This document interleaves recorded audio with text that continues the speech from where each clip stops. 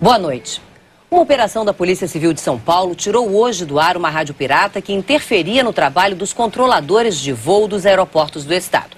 Mas o problema, que pode provocar acidentes graves, está longe de uma solução. Rotas de Congonhas e de Guarulhos, a mesma rádio pirata bloqueia a comunicação entre os pilotos e a torre de controle.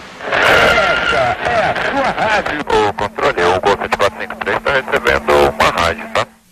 Ok, 7453, tu consegue anotar algum número da rádio? 103,1. 103,1. As emissoras clandestinas ficam em pontos altos, instaladas em casas simples. Uma denúncia trouxe a polícia até aqui.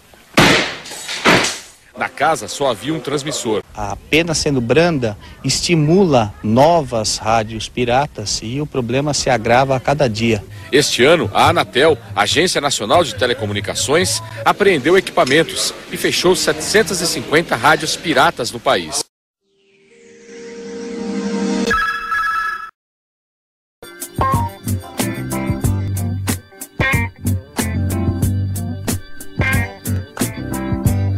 Eu falei na rádio no dia 20 de julho de 2006, estava eu e o Fabinho, né, Fabinho, na mesa de som. É que eu virei pro cara da Polícia Federal e falei assim, o que eu vou falar pros meus ouvintes? E ele disse assim, ué, entra no ar e fala que a Polícia Federal veio aqui e fechou a rádio. Mas eu pensei, eu não podia falar isso, porque não é todo mundo da comunidade que entende de leis de rádios comunitárias. Então as pessoas poderiam achar que a gente era um bando de criminoso. Aeroportos das capitais do país. Rádios piratas põem em risco os pousos e decolagens nos aeroportos de São Paulo. O perigo está no ar. E as rádios piratas são as principais culpadas. Enquanto as rádios piratas continuarem existindo, o perigo está no ar. Pirata, né? É a primeira palavra que vem. Porque é o que a gente ouve ser martelado por aí. É rádio pirata. Rádio comunitária é rádio pirata. O termo rádio pirata, ele foi sendo utilizado cada vez mais pelos radiodifusores comerciais para tentar imputar a qualquer rádio não legalizada a ideia de rádio trambiqueira, de rádio que está tentando utilizar o espaço só para benefício próprio, etc. Infelizmente, o nosso país trata tudo como farinha do mesmo saco. A rádio pirata, a rádio comunitária, não existe rádio comunitária. Também todas são piratas. Porque a questão burocrática da lei de legalização, de legalidade, né? As rádios são legais, mas não são legalizadas. Então vamos fechar todas. Com todas farinha do mesmo saco. O mais importante que eu vejo nisso, não na nomenclatura, que é rádio livre, pirata, o mais importante que eu acho que tem que ver é o seguinte: a liberdade de expressão é um direito constitucionalmente garantido no nosso país. Quando surge um instrumental não autorizado pelo governo, ele é denominado de pirata. Mas na realidade é o governo que está subvertendo o direito. A rádio, no caso da rádio comunitária dos bairros que tem mais necessidades, do grosso da população, não é uma questão do exercício da comunicação como uma liberdade, é a comunicação como uma necessidade. Tem que ser plural, tem que tocar todos os tipos de música, tentar abranger todos os públicos, né? A rádio comercial tem que se alimentar, público jovem, né? Rock, qualquer estilo aí, qualquer público. A rádio comunitária não pode fazer isso. O propósito da rádio comunitária é o serviço público, representar os interesses de uma comunidade, se for uma comunidade geográfica ou étnica, e incluir a participação da comunidade na definição e a elaboração das notícias. Existe um espectro eletrônico que o governo tem o direito de controlar esse espectro apenas para que todos usem dele igualmente, para que não haja interferência de um serviço no outro. Essa é a função do Estado, e só esta. Só que aqui no Brasil, em vez de ele apenas administrar, funcionar como gestor de uma coisa que não é dele, ele é gestor apenas no interesse público, ele passou a ser dono e só dar para quem ele quer, quando quer, e visando interesses inconfessáveis políticos. O espectro eletromagnético não pertence ao governo, não pertence às agências governamentais e não pertence também à mídia monopolística privada. esse espectro eletromagnético pertence ao povo e o povo tem direito de usá-lo. Não é sempre um jornal, uma televisão que fala dos nossos problemas aqui, né? Precisa ser o pessoal daqui mesmo, né? O pessoal que administra, o pessoal que consegue coisas aqui para a comunidade, né? Nós temos inúmeros projetos sociais que não entram na favela. Nós não temos condição de ir lá na favela mostrar para a comunidade carente que nós temos esse projeto para levar para eles. Para que isso aconteça, nós temos dois caminhos. Um, que nós não vamos aceitar jamais, que é negociar com gerente de marginais, gerente de tráfico.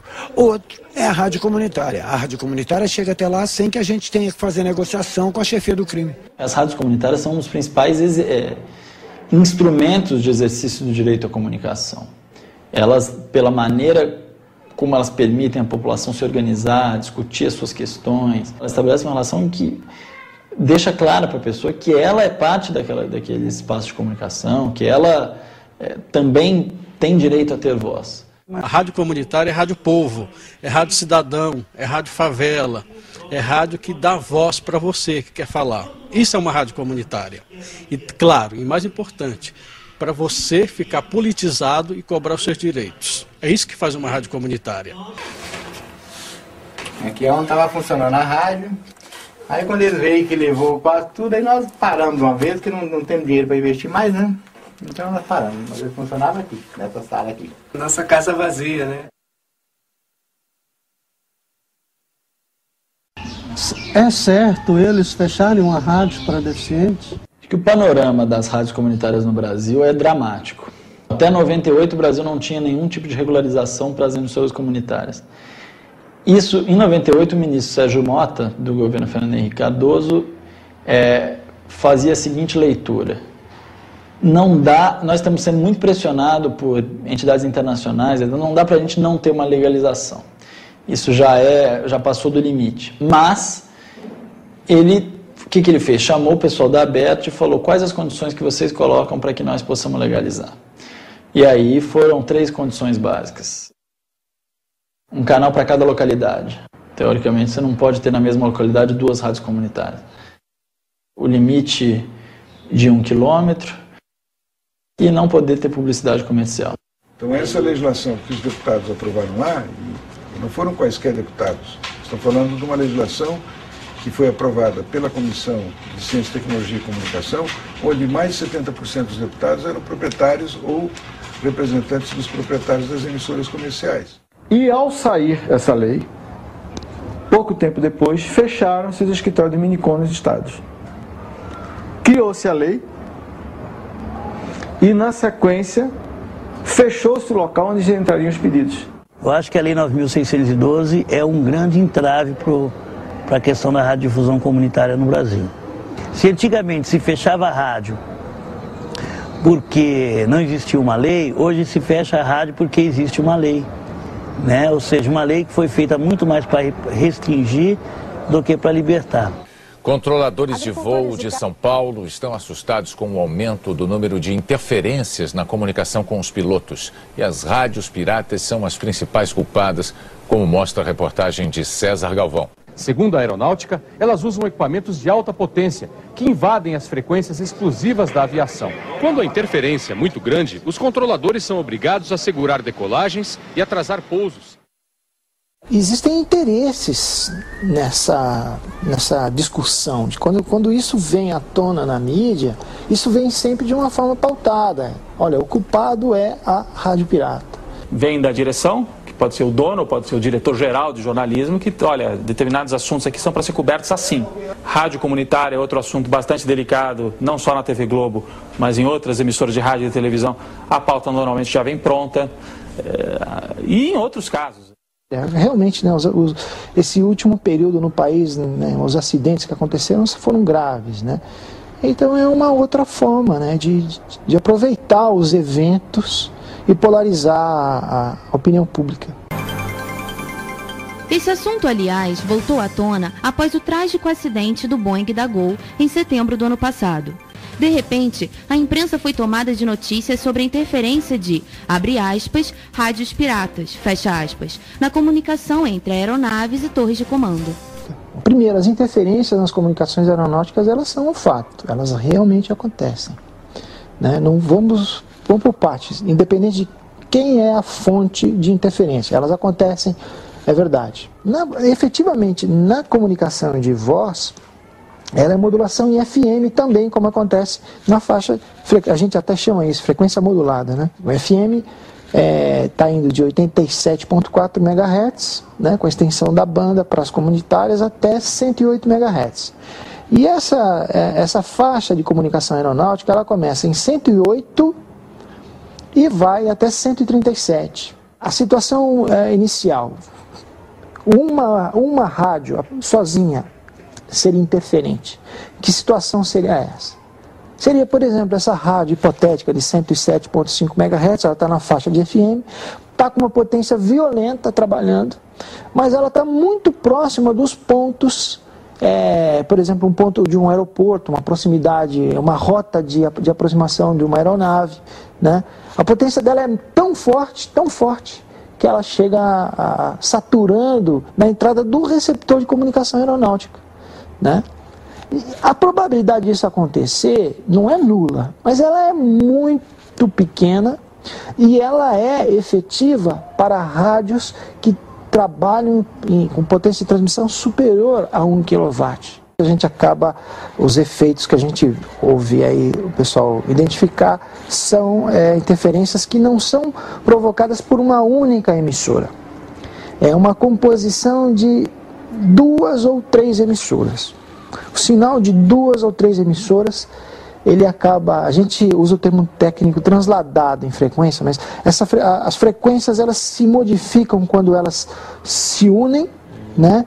É uma conversão de frequência e ela acaba caindo na faixa de comunicação aeronáutica. 3931 pegou rádio local, telefone 73446501. O procedimento às vezes até ignora a questão técnica. Ele ouve uma rádio, identifica essa rádio, ele vai lá e tira o sinal dela fora, né? Porque é independente de analisar quais são os outros sinais que fizeram a composição. Só que ele não faz o mesmo procedimento quando é uma emissora comercial grande. Ele não faz. Porque esse procedimento de chegar lá e tirar fora a emissora que foi ouvida é o procedimento mais burro possível. O número de rádios piratas é grande. Na internet, sites ensinam como montar esse negócio criminoso, sem licença, sem os devidos equipamentos que impedem, por exemplo, de pôr em risco o tráfego aéreo. É a violência do particular, das grandes emissoras contra o povo. Isso é uma violência contra a liberdade de expressão. E isso não se discute. O que eles fazem, a campanha terrorista que a dona da Rede Globo faz ao divulgar o rádio comunitária, rádio pequena emissora, como interferir em região, isso é terrorismo. Isso é terrorismo. A campanha que a Aberte faz do denuncismo, isso é terrorismo, é uma violência contra a democracia. Agora controle São Paulo e 1321 no bom pouso. Recebendo rádio nessa frequência 3050. Quando a mídia traz notícias a respeito disso e faz alguma gravação de interferência na comunicação, ela sempre traz uma gravação que corresponde a uma rádio pirata, a uma rádio, né, talvez até comunitária, mas ela nunca traz de uma rádio comercial estabelecida. E isso pode se dar com uma rádio regular, totalmente correta, instalada, potência de transmissão, tudo certinho. As declarações públicas dos representantes da Anatel, eles sempre falam do dano causado na comunicação aérea pela operação de rádios comunitárias, né? Mas a gente sabe, por informação da própria Anatel, não são só as comunitárias que interferem, né? Aqui, Rádio Gazeta FM, 2 de outubro de 2005, Rádio Transamérica, Tupi, Band, 89, Nova Brasil. O cidadão, ele tem o direito de uma informação completa, porque meia informação não é informação. Quando a Anatel fala rádio comunitária pode interferir na comunicação aérea e isso pode causar um dano, um acidente, essa é uma meia informação. O cidadão, ele tem direito de uma informação correta. Então a Anatel tem que falar, olha, rádio comunitária, assim como as quando operam de maneira irregular, elas podem causar acidente aéreo por É isso que eu acho que existe uma intenção, essa é uma manipulação de informação, tá? Porque necessariamente acontece com uma emissora totalmente certinha, acontece do piloto, ele poderia gravar um programa de uma rádio comercial ali, mas eles não mostram isso. Do país. Rádios piratas põem em risco os pousos e decolagens nos aeroportos de São Paulo. As transmissões interferem. Armando Coelho Neto vai mais além. Ele concorda com o colega de profissão e relata isso no livro, que rádio comunitária não derruba avião e que essa é mais uma artimanha da grande mídia tentando colocar a população contra o movimento pela legalização das emissoras de baixa potência. Por exemplo, a própria Aberte, ela fazia muita propaganda falando, rádio pirata derruba avião, não sei o quê. Falasse isso, juízes dando sentença dizendo que rádio pirata derruba avião, e até hoje ninguém nunca disse onde caiu esse avião, nem quantas pessoas morreram. Em reportagem do próprio Fantástico da Rede Globo, um controlador de voo fala que a interferência é de diversos tipos de comunicação, e não somente de emissoras de baixa potência. Ele constata que a deficiência é de equipamentos da própria torre de comando. Palavra de um controlador de voo com mais de 20 anos de experiência, que denuncia também. Muitos equipamentos de controle do tráfego aéreo estão velhos, obsoletos. Porque os equipamentos continuam apresentando as mesmas falhas. Você tem dificuldade de falar, as frequências são ruins, entendeu? E você tem um agravante hoje, que é o número de voos, que aumentou significativamente. Os controladores usam 2 instrumentos para monitorarem os voos. Os radares, que indicam aonde está o avião, e frequências de rádio para se comunicar com os pilotos. E tem problemas de frequência no tráfego aéreo brasileiro? Muito problema. Você pega celular, você pega rádio pirata, às vezes rádio oficial. Isso aí tem muito. Por que a grande mídia e as rádios comerciais não querem as rádios comunitárias? São vários motivos simples e facilmente perceptíveis.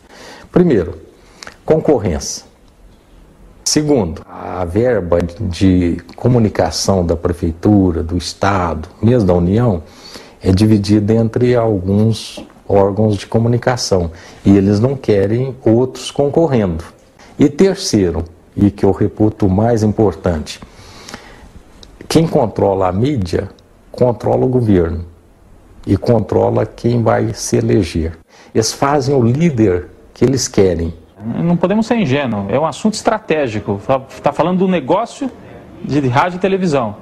Não vai entrar nada no ar que o dono da televisão, o dono da rádio não queira. O jornalista não vai fazer nenhuma vírgula fora do que queira o dono da rádio e da televisão. É um caso muito claro em que a liberdade de imprensa é a liberdade do dono da imprensa nesse caso. Se você quiser falar alguma coisa dissonante, vai ser na internet, vai ser nas próprias rádios comunitárias. É um contrapoder. Aí é poder e contrapoder. Por que o poder vai entregar de bandeja? Algumas pessoas já me ligaram de São Paulo, eu noto assim que são da mídia, da grande mídia, e no momento que eu defendo a tese, o assunto morre, porque eles esperavam ver se eu criticava a atuação das rádios comunitárias. Las radios comunitarias enfrentan graves problemas como los monopolios de los medios masivos hegemónicos, así como la persecución y censura por parte de diversos gobiernos. Fran Larrú, abogado y periodista guatemalteco, es en la actualidad el relator especial de las Naciones Unidas sobre el tema del derecho a la libertad de opinión y expresión. Él participó recientemente en el encuentro de la Asociación Mundial de Radios Comunitarias, AMARC, que se realizó en la ciudad de La Plata, Argentina. Señor Larrú, gracias. Usted ha hecho una condena pública al final de su exposición contra aquellos países que arrestan a radiodifusores. Explíquenos un poco más acerca de esta condena. Mire, la tesis mía es de que el Estado es un ente regulador.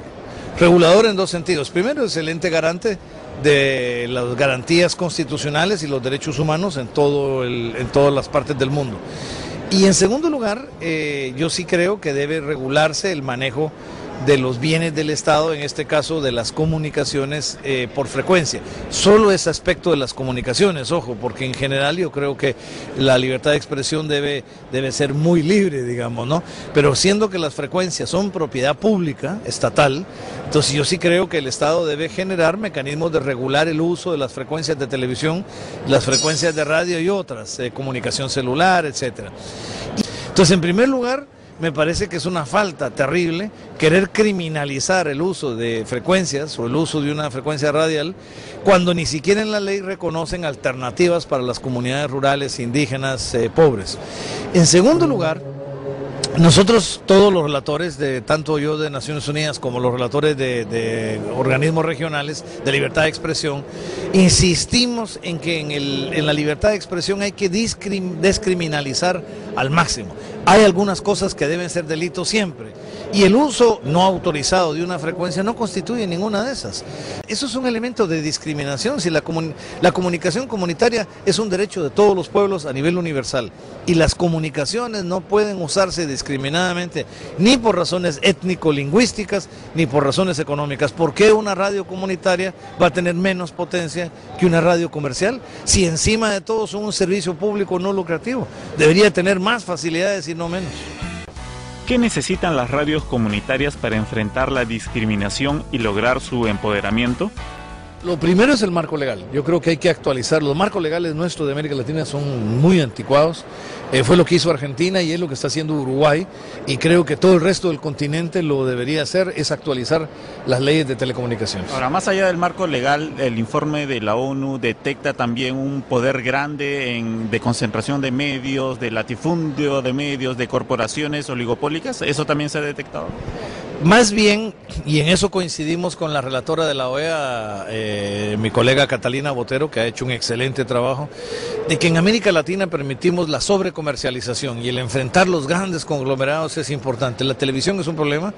En mi país, por ejemplo, yo lo decía, los 3 canales abiertos de televisión son de un solo propietario, de don Ángel González, digamos. Entonces, esto no puede ser. Tengo entendido que está comprando televisiones y radios en Uruguay, en Perú, en varios lugares.